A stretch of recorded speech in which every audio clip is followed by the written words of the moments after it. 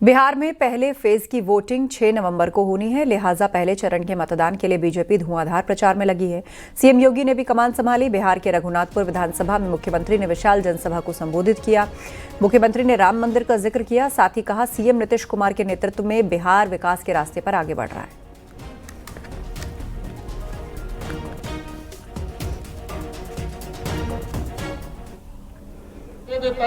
RJD ने यहां से जो प्रत्याशी दिया है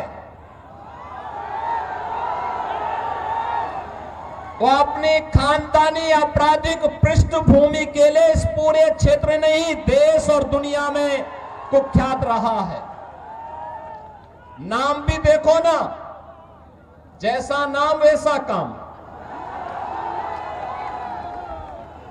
जैसा नाम वैसा काम।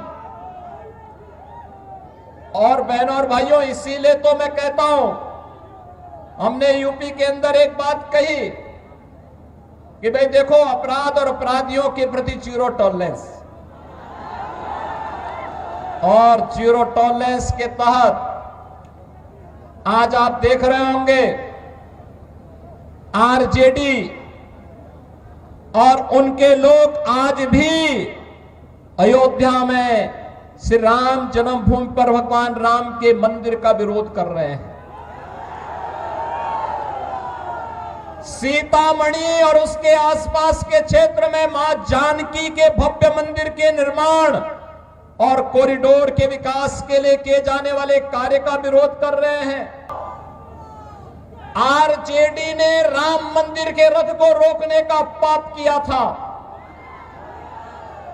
आरजेडी ने पाप किया था। कांग्रेस कहती थी कि राम तो हुए ही नहीं। इनका पार्टनर समाजवादी पार्टी उत्तर प्रदेश में राम भक्तों पर गोलियां चलाती है,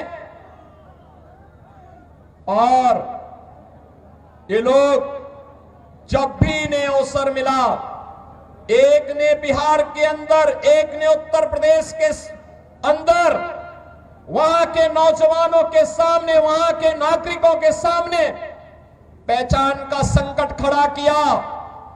लेकिन बहनों और भाइयों, डबल इंजन की एनडीए की सरकार अब पहचान के संकट के लिए मोहताज नहीं। हर बिहारी आज अपने गौरव के साथ सीना तान करके देश और दुनिया के अंदर जाता है, अपनी पहचान को प्रस्तुत करता है।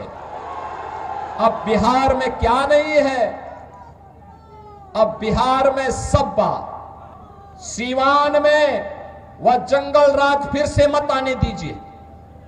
आपने देखा होगा कैसे चांद बाबू के पुत्र के ऊपर इसी सीवान में एसिड उड़ेलने का काम हुआ था। ये वही बिहार है। ये अपराधी फिर से जीवित न होने पाए।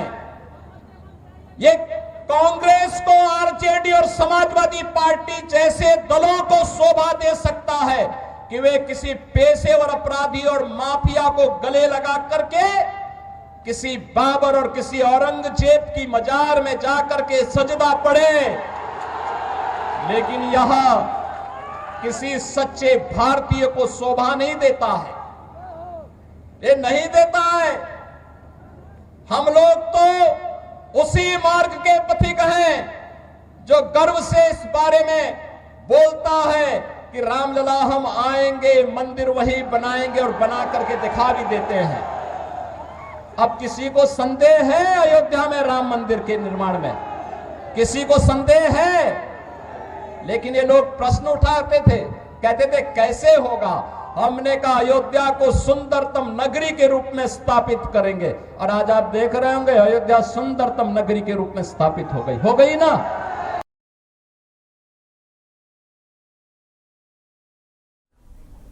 सीएम योगी ने बिहार के शाहपुर विधानसभा क्षेत्र में प्रचार किया। इस मौके पर बुलडोजर को लेकर बड़ा बयान दिया। उन्होंने कहा यूपी में तो बुलडोजर माफिया की छाती पर ऐसे दौड़ता है कि सपा और उसके पार्टनर को दर्द होने लगता है। वहीं चारे घोटाले को लेकर भी लालू यादव और आरजेडी पर बड़ा हमला बोला।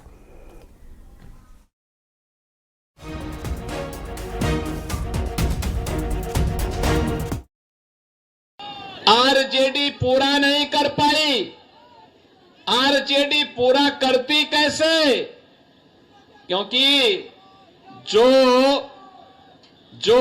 पशुओं का चारा खा जाए तो मनुष्य को तो सब कुछ टकार ही जाएगा। उन्होंने तो यही किया था, लेकिन मोदी जी ने कहा सबका साथ और सबका विकास। साथ सबका, विकास भी सबका। बिना भेदभाव के शासन की योजना का लाभ हर गरीब को, हर किसान को, हर नौजवान को, हर माता को, हर बहन को उपलब्ध हुआ। और परिणाम है, भारत में मोदी जी के कार्यकाल के दौरान 25 करोड़ लोग गरीबी रेखा से उभर करके सामान्य जीवन व्यतीत करने की ओर आगे बढ़े हैं, स्वावलंबन के पथ पर अग्रसर बढ़े हैं। एक नया भारत का दर्शन हो रहा है। कांग्रेस, आरजेडी और इनका एक पार्टनर उत्तर प्रदेश में समाजवादी पार्टी, ये सभी के सभी लोग राम मंदिर का विरोध कर रहे थे। कहते थे, कांग्रेस कहती थी राम हुए ही नहीं, आरजेडी ने कहा कि मंदिर नहीं बनने देंगे, और समाजवादी पार्टी राम भक्तों पर गोली चलाती है। हम कहते थे, तब भी कहते थे, गोली हो या डंडा हो, तब भी हम कहते थे कि रामलला हम आएंगे, मंदिर वहीं बनाएंगे। बन गया ना मंदिर? बन गया ना? कोई संदेह? तो एनडीए की, बीजेपी की सरकार जो बोलती है वो करके भी दिखाती है। हमने कहा था ना, माफिया राज का अंत करेंगे, हो गया ना माफिया। और मुझे अच्छा लगा आपने बुलडोजर भी खड़ा कर दिया है माफिया के लिए।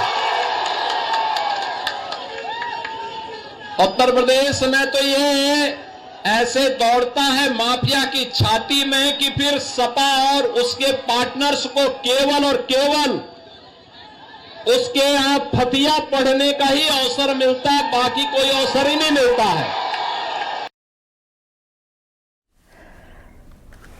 और वक्त एक ब्रेक का है, जल्द लौटेंगे।